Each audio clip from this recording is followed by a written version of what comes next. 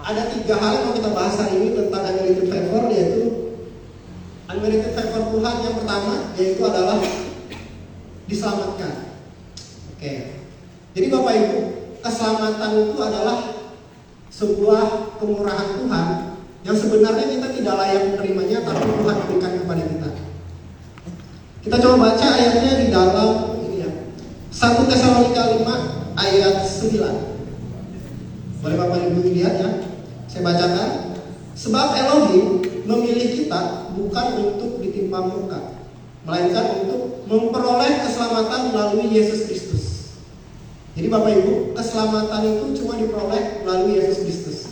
Kita baca ayat selanjutnya di dalam Efesus 2 ayat 8 sampai 9. Ini ayat favorit saya ya. Efesus 2 ayat 8 sampai 9. Karena anugerah kamu telah diselamatkan oleh iman. Itu bukan karena usahamu. Nah Bapak Ibu, jadi keselamatan itu bukan karena usaha ya, tetapi pemberian Elohim. Itu bukan karena perbuatan-perbuatan. Jadi bukan karena perbuatan baik usaha kita, sehingga tidak ada seorang pun yang memegahkan diri. Jadi ayat firman Tuhan menjelaskan kepada kita bahwa keselamatan itu cuma ada di dalam Yesus, dan perbuatan kita itu nggak bisa menyelamatkan kita. Kalau kita lihat agama lain gitu ya, atau agama-agama pada umumnya, mereka harus melakukan sesuatu agar Tuhan menerima mereka, betul nggak? Mereka beribadah, mereka harus mengumpulkan pahala segala macam, ya kan? Tapi berbeda dengan kita. Di kekristenan dikatakan perbuatan itu tidak menyelamatkan. Keselamatan cuma ada di dalam Yesus Kristus. Kita baca lagi di dalam Titus 3 ayat 4 sampai 5. Tetapi ketika Elohim juru selamat kita menunjukkan kebaikan dan kasihnya kepada manusia, bukan atas dasar perbuatan-perbuatan baik. Bapak Ibu lihat kata-kata yang di bold dan di garis bawahi. Jadi kita diselamatkan bukan atas dasar perbuatan-perbuatan baik. Ini firman Tuhan yang katakannya. Terus dikatakan juga bukan atas dasar perbuatan-perbuatan baik yang kita lakukan, melainkan karena kemurahannya. Amin. Karena favor Tuhan, unmerited favor. Ya. Karena kemurahannya Dia telah menyelamatkan kita. Jadi kekristenan itu bukan lewat perbuatan baik sehingga kita diterima oleh Tuhan, tetapi karena kemurahan Tuhan dalam hidup kita sehingga kita bisa diselamatkan. Jadi Bapak Ibu Saudara, kita ini semua orang ini dikatakan adalah orang berdosa. Jadi kita berdosa itu bukan karena kita berbuat dosa, ya, tapi karena kita orang berdosa, makanya kita berbuat dosa. Ada yang firman Tuhan yang lain yang katakan karena ketidaktaatan satu orang, yaitu Adam, ya, setiap manusia itu jatuh ke dalam dosa. Tetapi karena ketaatan satu orang, Tuhan Yesus, semua orang bisa diselamatkan. Nah, jadi manusia itu berdosa itu sudah dari sejak lahir. Ketika kita lahir kita sudah berdosa. Ada yang bilang bayi yang baru lahir itu bersih, polos, belum berdosa gitu. Tapi firman Tuhan katakan sejak kita lahir itu kita sudah berdosa dari Adam. Karena kita manusia berdosa, makanya kita berbuat dosa. Jadi kita berdosa itu bukan karena kita berbuat dosa, tapi karena kita manusia yang berdosa, makanya kita berbuat dosa. Nah, jadi kekristenan ini berbeda dengan agama, ya Bapak Ibu. Dan Tuhan Yesus sendiri tidak pernah membawa agama. Tuhan Yesus datang ke dunia ini untuk menyelamatkan kita, bukan untuk membawa agama. Kalau agama, Bapak Ibu, saya banyak lihat orang yang kecewa dengan agama. Saya punya teman kuliah, gitu ya, anak pendeta di Palangkaraya, anak pendeta, teman saya. Gitu. Tapi dia bilang, bro, sebenarnya aku nggak percaya dengan Tuhan, anak pendeta. Banyak orang yang kecewa dengan agama, Bapak Ibu. Banyak orang kecewa dengan agama. Dan agama itu banyak berbicara tentang tata cara, usaha-usaha. Gimana sih supaya orang itu bisa diselamatkan, supaya diterima oleh Tuhan, supaya mereka nggak masuk neraka. Nah itu agama, Bapak Ibu. Isinya perbuatan-perbuatan baik. Tetapi kekristenan itu tidak berbicara tentang agama. Kekristenan itu berbicara tentang Tuhan Yesus. Sama seperti gereja kita YHS. Kita fokusnya ke Yesus. Jesus is the center of YHS Church. Jadi dalam seri firman segala macam, kita berfokus ke Tuhan Yesus. Nah, jadi kekristenan itu bukan masalah agama ya. Agama itu tata cara, perbuatan baik, gimana supaya kita bisa diselamatkan, supaya kita bisa diterima oleh Tuhan, itu agama. Tapi kekristenan itu adalah tentang Tuhan Yesus, tentang Tuhan yang mencari kita.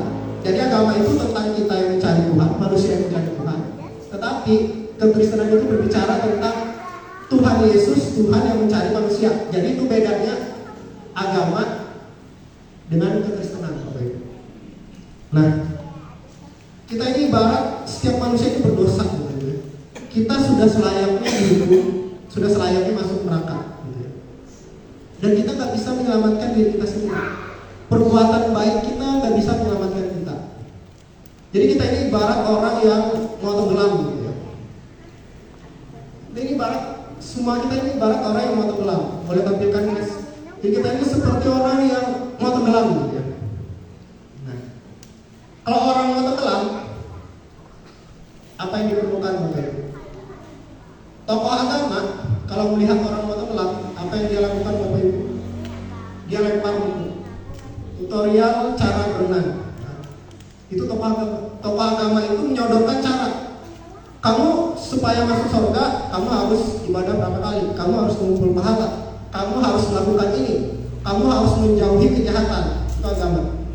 Tetapi orang yang mau tenggelam, Bapak Ibu, kita nggak butuh buku tutorial, kita butuh juru selamat, betul kan? Nah, bedanya tokoh agama, mereka cuma kasih cara, tapi mereka belum tentu bisa sampai ke sana, gitu ya. Nah, kalau juru selamat, nah ini Tuhan Yesus itu beda. Dia bukan tokoh agama, tapi dia juru selamat. Juru selamat ketika melihat saudara dan saya mau tenggelam, dia segera lari, dia segera melompat, dia segera berenang, dan segera menyelamatkan kita, Bapak Ibu. Orang yang mau tenggelam itu, Bapak Ibu, nggak perlu buku tutorial segala macamnya, dia perlu diselamatkan. Nah, begitu juga setiap kita perlu juru selamat, yaitu Tuhan Yesus. Dan kekristenan itu nggak berbicara tentang usaha kita gimana supaya kita bisa diselamatkan, tetapi berbicara tentang Tuhan Yesus yang mencari kita dan menyelamatkan kita. Nah, agama ini, spirit agama ini bahkan ada pada murid Tuhan Yesus. Nah, sebelumnya gini, Bapak Ibu tahu nggak perbedaan antara Yudas Iskariot dengan Petrus? Ini menarik ya. Yudas Iskariot dengan Petrus, mereka ini sama-sama mengkhianati Tuhan Yesus. Ya. Yudas dia menjual Tuhan Yesus dengan seharga 30 keping perak. Sedangkan Petrus dia juga nggak kalah jahat, gitu ya. Dia menyangkal Tuhan Yesus 3 kali, bahkan dia sampai mengutuki. Dan nggak cuma Yudas dan Petrus, semua murid Yesus pun sebenarnya mengkhianati Tuhan Yesus. Ketika Tuhan Yesus ditangkap, gitu ya, mereka semua lari meninggalkan Tuhan Yesus sendiri.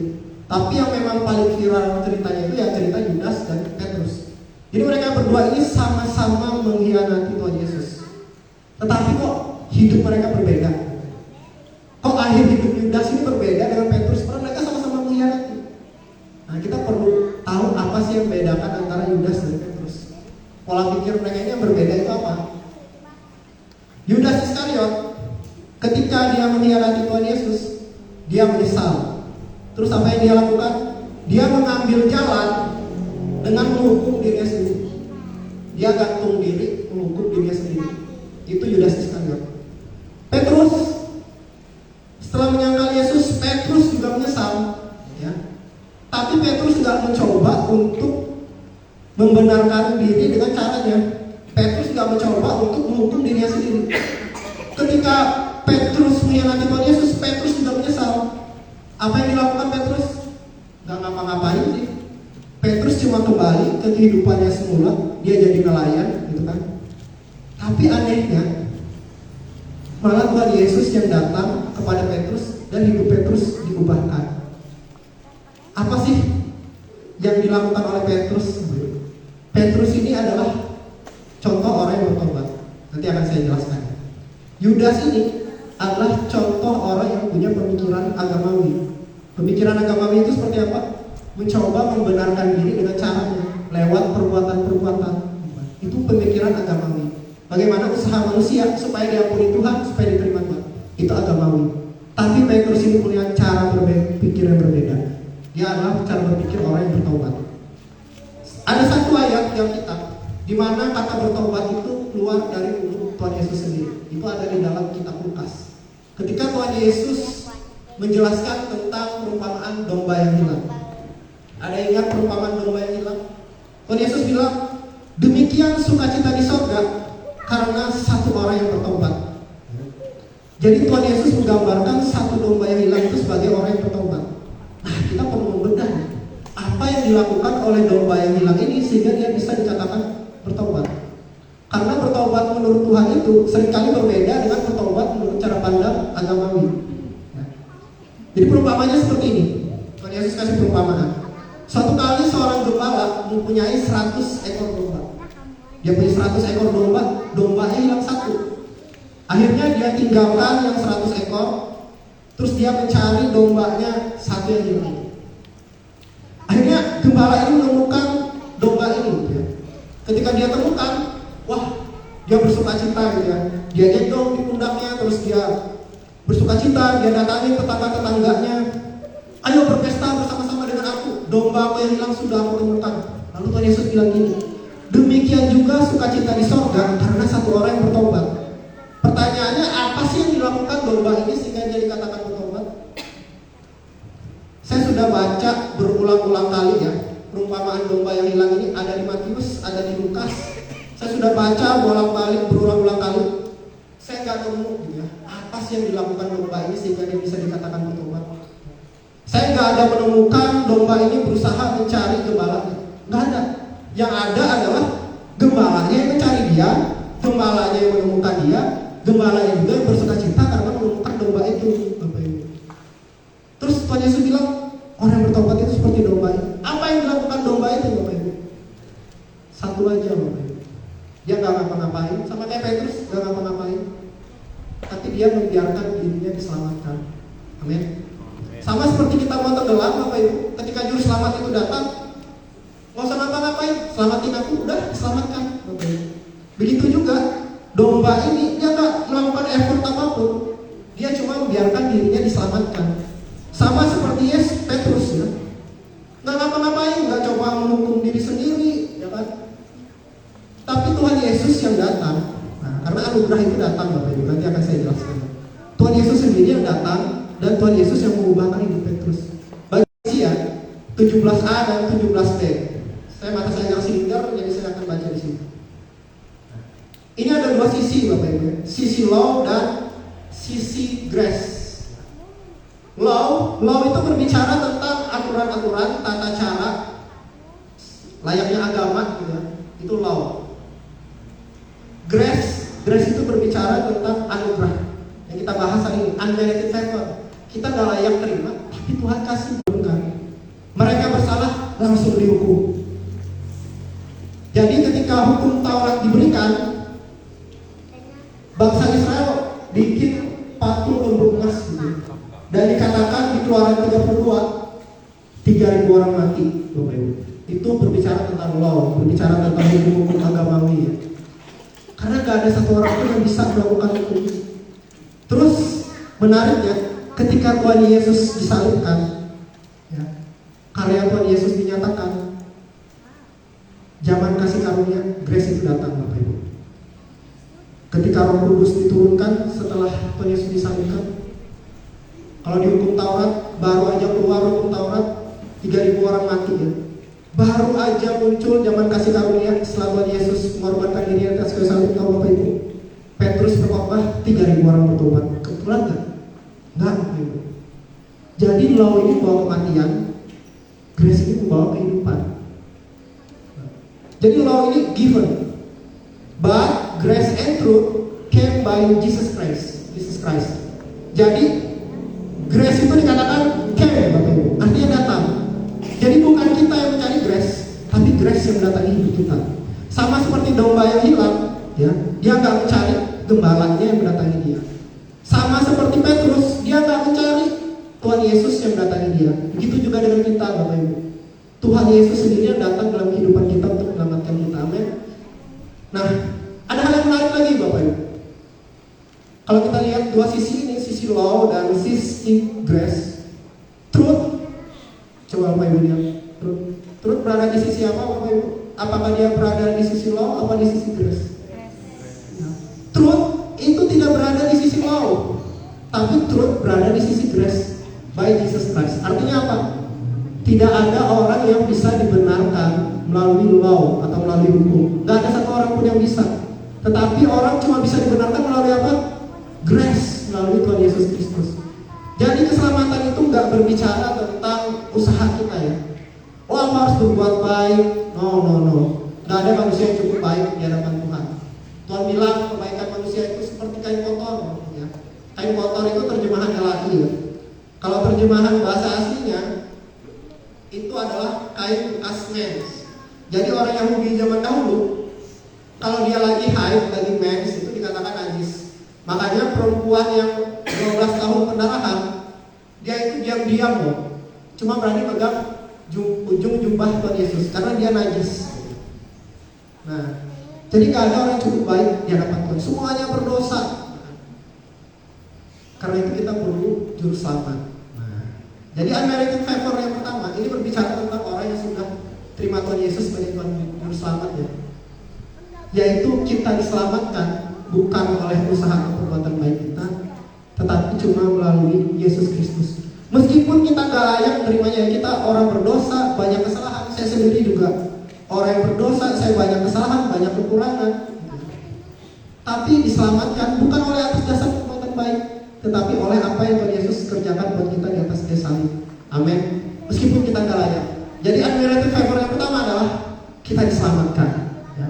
Kemurahan yang Tuhan berikan walaupun kita tidak layak menerimanya. Lalu unmerited favor yang kedua adalah dilahirkan kembali. Oke. Jadi Bapak Ibu, waktu saya sungguh terbatas gitu ya. Kalau di sini kita ada batasan waktu ya untuk sharing firman Tuhan.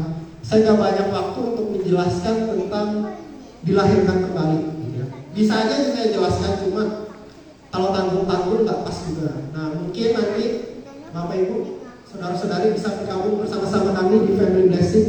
Soalnya Family Blessing kita akan membahas kembali ya materi hari Minggu. Nah, saya mengundang Bapak Ibu untuk bergabung di Family Blessing dan kita akan bahas tentang dilahirkan kembali ya. Apa sih dilahirkan kembali itu? Nah nanti di Family Blessing ya Bapak Ibu, karena waktu saya sungguh terbatas gitu ya. Nah jadi di Family Blessing itu Bapak Ibu, kalau misalnya di mimbar seperti ini kan mungkin cuma satu arah gitu ya, dan waktunya terbatas. Tapi di Family Blessing kita bisa saling sharing, saling diskusi, Bapak Ibu bisa bertanya jawab gitu kan. Nah dan waktunya juga lebih fleksibel. Jadi saya undang kalau ada yang mau tahu ya, tentang dilahirkan kembali ini seperti apa, nanti kita ketemu di Family Blessing setiap hari Kamis ya. Oke, saya lanjutkan ke poin yang terakhir langsung karena waktu saya terbatas. Ini poin yang terakhir, sebentar lagi saya selesai gitu ya. Nah, yang ketiga adalah unmerited favor buat kita adalah dibenarkan. Tahu perbedaan antara membenarkan diri sendiri dengan dibenarkan, Bapak Ibu? Ada yang tahu? Ada yang mau jawab? Ada yang mau jawab? Saya ingin jawab. Oh ya, boleh. Singkat ya. Ada saya punya mikrofon. Oh ya, ya boleh. Sana.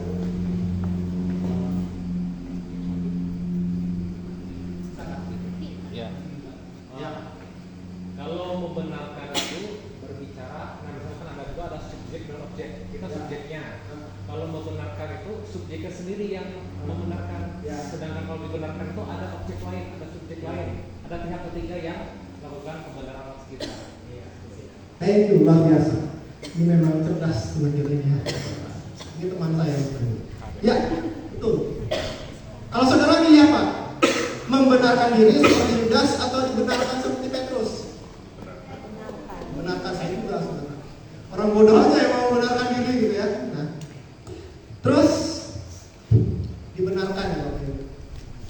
Jadi suatu kali Bapak Ibu, ini sudah sering saya sharingkan, mungkin Pak Miki sudah mabuk sering mendengarkan gitu ya. Ya, oke. Ini sudah sering saya sharingkan, dulu pernah dikotbahkan terus di Family Blessing kemarin juga. Nah, tapi untuk yang belum tahu aja gitu. Nah, jadi Bapak Ibu, satu kali Tuhan Yesus itu sedang mengajar orang banyak ya. Dia duduk mengajar orang banyak. Lalu datanglah ahli-ahli Farisi kepada Tuhan Yesus. Mereka ini dikatakan di Alkitab mereka itu iri dengan Tuhan Yesus. Ya. Karena mereka itu sama-sama rabi, Tuhan Yesus itu rabi, mereka juga rabi gitu kan. Tapi kok yang lebih terkenal, yang lebih populer itu Tuhan Yesus. Banyak pengikutnya, sedangkan mereka nggak terlalu diikuti orang gitu ya. Dikatakan Tuhan Yesus itu mengajar dengan kuasa dan dengan tanda-tanda keajaiban dan kuasa. Mereka ini begitu iri dan seringkali mereka mencoba menjebak Tuhan Yesus.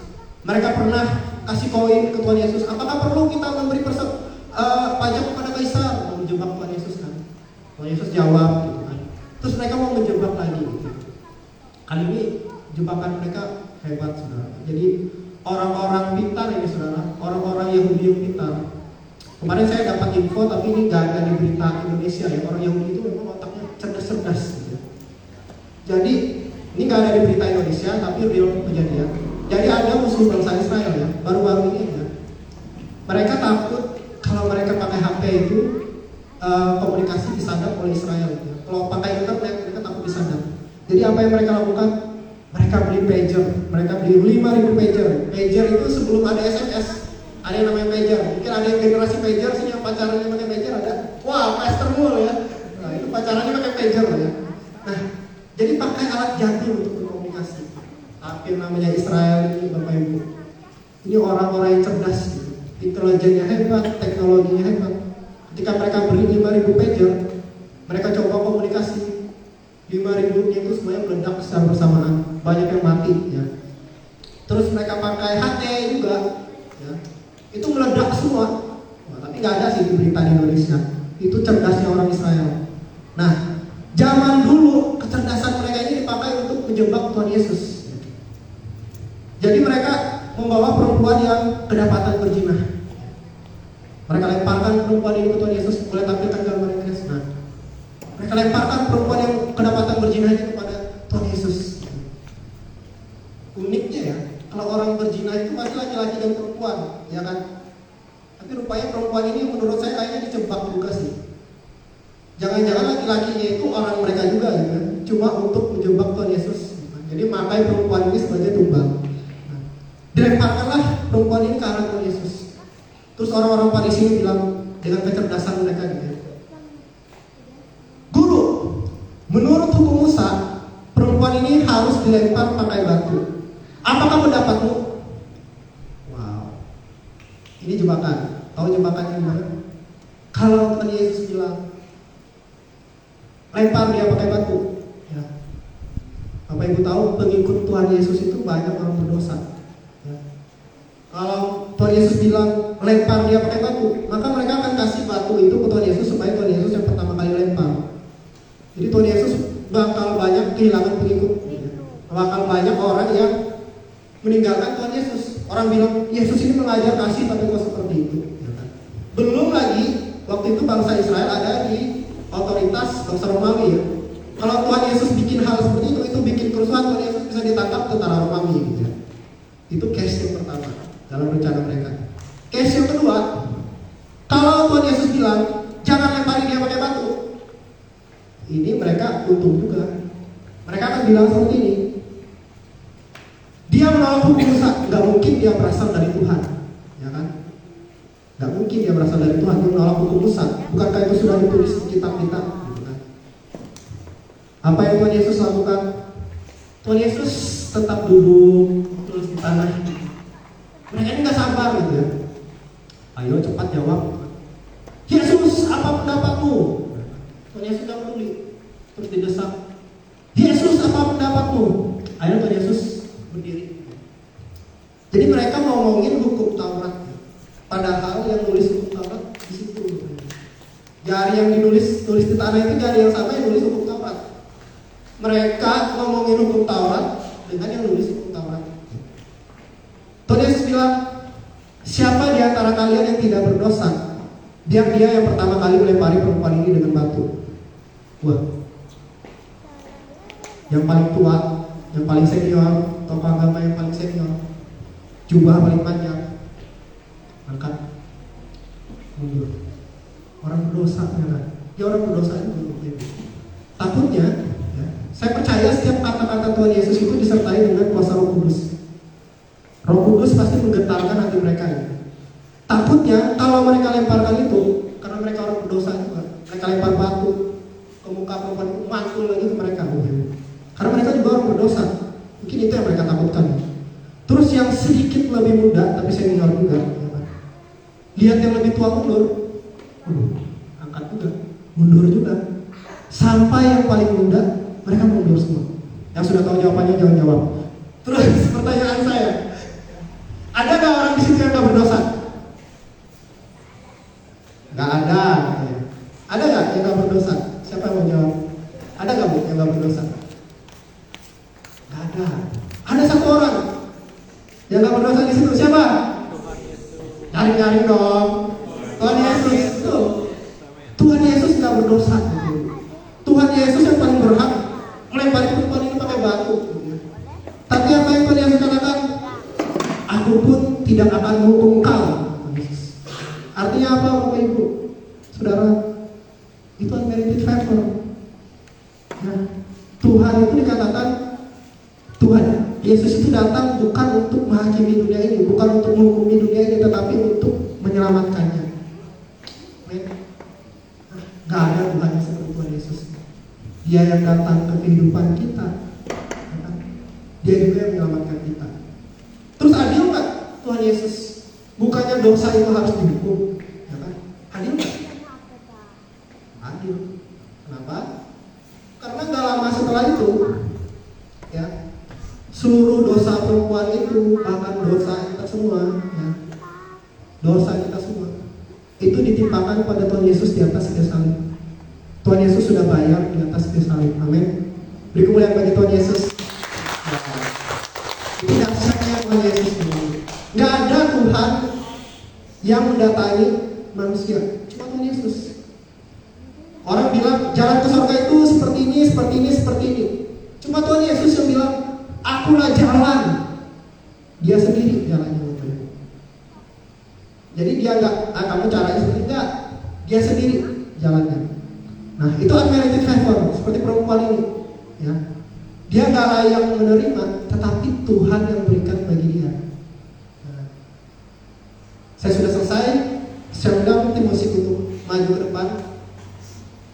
Jadi ada 3 ya unmerited favor Tuhan dalam hidup kita. Yang pertama kita diselamatkan. Yang kedua dilahirkan kembali, nanti di family blessing kita bahas. Lalu yang ketiga kita dibenarkan. Oke. Saya mau tutup dengan sebuah video. Boleh diputar guys videonya. Berikutnya, this is where I would like to begin. Wait a minute, girl. You know what? I'm a good person. I like to help the people, and you know what? I'm a businesswoman. I have a lot of money, and sometimes I send to them, and everything. Every time I always help them, and I always pray to God. Bisa di pause sebentar guys. Come to God, just for Di them. pause sebentar. Ya. Nah, kalau nggak ngerti ya pakai bahasa Inggris cepat-cepat. Jadi ibu ini bilang ya, saya ini, jadi mereka ini diperhadapkan penghakiman gitu ya. Apakah mereka cukup baik untuk masuk ke surga? Jadi ketemu malaikat, mereka ini cukup baik nggak untuk masuk ke surga? Lalu ibu ini datang gitu ya. Oh saya suka memberikan persembahan, perpuluhan, saya banyak berbagi ke panti asuhan, saya banyak berbuat baik gitu ya. Dia merasa hidupnya sudah cukup baik gitu ya. Tapi siapa sih orang yang cukup baik di dunia ini Bapak Ibu? Menurut firman Tuhan, hukum Taurat itu salah semua. Kalau kita ujian ya, 10 soal, salah satu dapat 9 itu bagus, lulus ya. Tapi kalau hukum Taurat kata firman Tuhan, salah satu salah semua. Kamu misalnya berbuat baik seperti ini, tapi satu aja dosa, misalnya bohong sekali, sudah salah semua. Ya. Nah kita lanjut lagi. And you know what? When the budget came, I like to buy sembako and give them, bagi-bagi sembako and come to their house, you know. And it's so nice. Tapi Bu, Ibu juga di sini tertulis bahwa Ibu tidak mengasihi suami Ibu dan Ibu tidak taat pada suami Ibu yang merupakan imam dalam keluarga Ibu. Dan karena kesibukan Ibu, Ibu sering melupakan waktu dengan anak-anak Ibu, dan anak-anak Ibu sekarang jadi pecandu narkoba dan juga suka bohong terhadap orang tuanya dan jadi pemberontak di sekolahnya. Dan juga di sini tertulis bahwa Ibu melakukan kegiatan sosial hanya untuk mendapatkan popularitas, bukan karena ketulusan. Baiklah Ibu,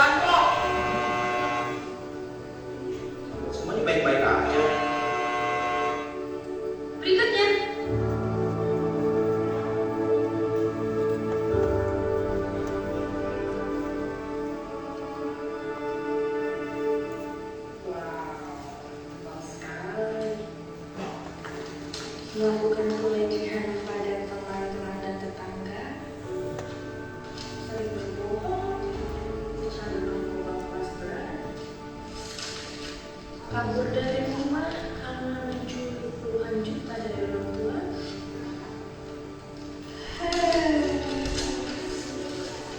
selalu pergi ke diskotik.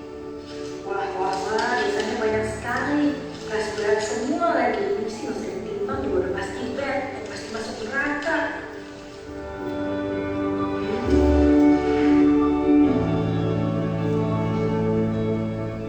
Ditebus kan? Dosanya telah lunas gitu. Tapi Tuhan tetap harus ada yang berdiri di atas timbangan ini.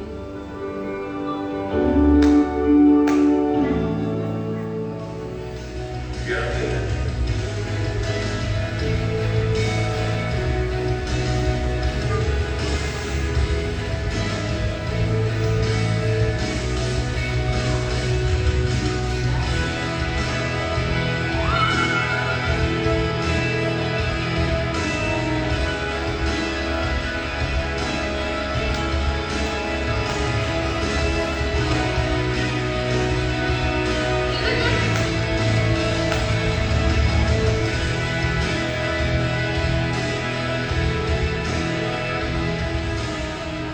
Oke, itu unmerited favor.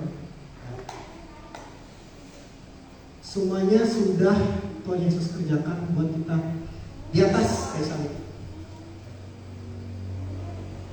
Nah, Bapak Ibu, dikatakan tadi, ingat saya katakan, karena ketidaktaatan satu orang, semua manusia itu berdosa. Tetapi karena ketaatan satu orang, semua orang itu bisa dibenarkan, yaitu ketaatan Tuhan Yesus. Lihat, yang diukur itu bukan kita, Bapak Ibu, tetapi Tuhan Yesus. Cuma Tuhan Yesus saja manusia, karena Yesus itu Tuhan dan manusia, 100% Tuhan, 100% manusia. Manusia yang bisa melakukan hukum Taurat itu cuma Tuhan Yesus. Gak ada yang orang lain yang bisa. Mau itu Paulus, Petrus, mereka semua gak bisa. Cuma Tuhan Yesus. Dan di mata Bapa, kalau ditimbang ya, yang ditimbang itu bukan kita, Bapak Ibu. Perbuatan baik kita itu gak bisa bikin kita masuk surga. Yang ditimbang itu Tuhan Yesus. Ketika Bapa melihat kita, ya, Dia melihat darah Yesus yang sudah membasuh semua dosa kita. Darah Yesus yang sudah menutupi semua dosa kita. Ketika Dia melihat kita, Bapak Ibu, Dia gak lihat dosa-dosa kita lagi, tapi Dia melihat Tuhan Yesus yang sudah membenarkan kita. Ya. Nah, itu Bapak Ibu, unmerited favor. Sesuai tema kita hari ini, unmerited favor. Izinkan saya berdoa buat Bapak Ibu. Bapa di sorga, di dalam nama Tuhan Yesus, terima kasih Tuhan atas firman-Mu hari ini Tuhan, atas unmerited favor yang kami terima Tuhan. Bukan oleh apa yang kami lakukan, tetapi oleh apa yang Tuhan Yesus sudah kerjakan bagi kami di atas kayu salib Tuhan. Biarlah firman-Mu ini Tuhan menguatkan iman setiap jemaat yang hadir saat ini di IHS Church Pulau Pisau ini Tuhan Yesus. Anak-Mu sudah selesai menyampaikan firman, Engkau sendiri Roh Kudus yang bekerja, Tuhan terus bekerja dalam kehidupan mereka Tuhan. Kalau ada saat ini Tuhan yang jadi pergumulan masalah mereka Tuhan Yesus, Engkau berikan jalan keluar dalam nama Tuhan Yesus Kristus. Terima kasih Tuhan Yesus, kami mau bersyukur atas unmerited favor-Mu dalam hidup kami. Terima kasih Tuhan, haleluya, amin.